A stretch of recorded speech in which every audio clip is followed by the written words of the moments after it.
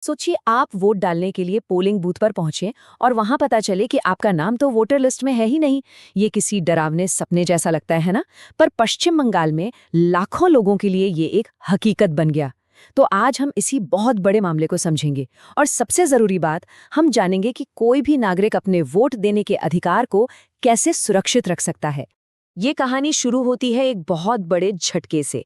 और ये झटका किसी आम इंसान को नहीं बल्कि एक रिटायर्ड हाईकोर्ट जज जस्टिस शाहिदुल्ला मुंशी को लगा। वो भी तब जब उन्हें ये पता चला कि उनका नाम ही वोटर लिस्ट से काट दिया गया है। मतलब वो अब वोट ही नहीं डाल सकते। और देखिए, ये कोई एक दो लोगों की बात नहीं है। पश्चिम बंगाल में पूरे के पूरे 61 लाख वोटर्स के नाम लिस्ट से हटा दिए गए। 61 लाख! ये तो जैसे दिल्ली या मुंबई जैसे किसी बड़े शहर की आधी आबादी रातों रात गायब हो गई हो। कम से कम वोटर लिस्ट से तो हो ही गई। लेकिन रुकिए, कहानी यहीं खत्म नहीं होती।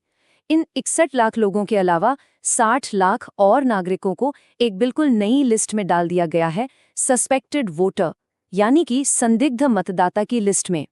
अब इसका मतलब ये हुआ कि इनके वोट देने के अधिकार पर भी एक तलवार लटक गई है। तो अगर इन दोनों आंकड़ों को मिला दें तो इसका मतलब क्या हुआ? इसका मतलब ये हुआ कि पश्चिम बंगाल में हर 6 वोटर्स में से एक वोटर पर इसका सीधा असर पड़ा है। जरा सोचकर देखिए, आपके अपने परिवार में या आपके आस पड़ोस में हर 6 लोगों में से एक का वोट खतरे में है। तो सवाल ये उठता है कि ये जो लाखों लोग हैं, ये हैं कौन? क्या ये कोई खास वर्ग के लोग हैं? चलिए, अब इन नंबर्स के पीछे के इंसानी चेहरों को देखते हैं। ये लिस्ट देखकर सच में हैरानी होती है। इसमें रिटायर्ड जज हैं, कारगिल युद्ध लड़ चुके सैनिक हैं, वर्ल्ड कप जीतने वाली क्रिकेटर हैं, बंगाल की पहली महिला चीफ सेक्रेटरी हैं। अरे हद तो ये है कि 2-2 मंत्री, बड़े-बड़े डॉक्टर, वकील और पुलिस वाले भी हैं। यहाँ तक कि जिन बूथ लेवल ऑफिसर्स पर लिस्ट चेक करने की जिम्मेदारी थी, उनके खुद के नाम भी काट दिए गए। तो अब सबसे बड़ा सवाल, आखिर हुआ तो हुआ कैसे? मतलब एक पूरा का पूरा सिस्टम इतनी बड़ी गलती कैसे कर सकता है? यही तो सबसे बड़ा सवाल है कि आखिर लाखों असली वोटर्स के नाम पर बिना किसी नोटिस के रातों रात संदिग्ध का ठप्पा कैसे लग गया?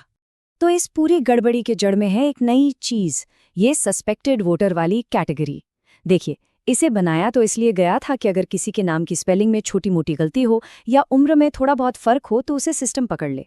लेकिन मजे की बात यह है कि 1952 से लेकर आज तक कभी भी ऐसी कोई कैटेगरी थी ही नहीं। अब जरा इस टाइमलाइन को देखिए, सब कुछ कितनी तेजी से हुआ। नवंबर 2025 में ये प्रोसेस शुरू हुआ, जिसे SIR कहते हैं। फरवरी 2026 तक फाइनल लिस्ट आ भी गई। लेकिन फिर बस एक महीने के अंदर 24 मार्च को एक ग्लिच या गड़बड़ी की वजह से बंगाल के सारे 7 करोड़ वोटर्स को सस्पेक्टेड मार्क कर दिया गया। और फिर क्या था? अप्रैल आते आते तो विरोध प्रदर्शन शुरू हो गए। हालात इतने बिगड़ गए कि मालदा में लोगों ने अधिकारियों को बंधक तक बना लिया। और यहाँ पता चलता है कि असल गड़बड़ कहाँ थी। देखिए, नियम क्या कहते हैं कि सब कुछ लिखित में होना चाहिए, अफसर खुद जाकर जमीन पर जांच करे और लोगों को अपनी बात रखने का पूरा समय मिले। पर बंगाल में क्या हुआ? सारे ऑर्डर्स व्हाट्सएप पर दिए जा रहे थे। जमीन पर जांच करने के बजाय एक नए नवेले सॉफ्टवेयर को फैसले लेने दिए गए। और तो और, डेडलाइन खत्म होने से पहले ही अधिकारियों से कहा गया कि वोटर्स को एब्सेंट मार्क कर दो। मतलब नियमों को पूरी तरह ताक पर रख दिया गया था। चलिए, अब जरा आंकड़ों की ओर गहराई में चलते हैं। क्या ये जो नाम हटाए गए, ये बस यूं ही रैंडम तरीके से हटाए गए या फिर इसका कोई पैटर्न है? देखते हैं डेटा क्या कहता है। और ये डेटा कुछ चौंकाने वाली बात बताता है। जिन टॉप 5 जिलों में सबसे ज्यादा सस्पेक्टेड वोटर्स मिले, मुर्शिदाबाद, उत्तर 24 परगना, दक्षिण 24 परगना, नदिया, मालदा, इन सभी में मुस्लिम आबादी 50% से ज्यादा है। असल में 10 सबसे ज्यादा प्रभावित जिलों में से 9 जिले मुस्लिम बहुल हैं। अब अगर हम एक ही इलाके के अंदर देखें तो ये फर्क और भी ज्यादा साफ दिखता है। ये रानीनगर विधानसभा का उदाहरण है। यहाँ के हिंदू बहुल बूथों पर सिर्फ 3% वोटर्स को संदिग्ध मार्क किया गया, लेकिन उसी इलाके के मुस्लिम बहुल बूथों पर यह आंकड़ा 58% था। मतलब एक ही सॉफ्टवेयर, एक ही इलाका, पर नतीजों में लगभग 20 गुना का फर्क। तो इन सब बातों को जानने के बाद सबसे बड़ा सवाल ये है कि एक आम नागरिक के तौर पर हम क्या कर सकते हैं? अपने वोट के अधिकार को कैसे बचा सकते हैं? चलिए, अब इस गाइड के सबसे जरूरी हिस्से पर आते हैं।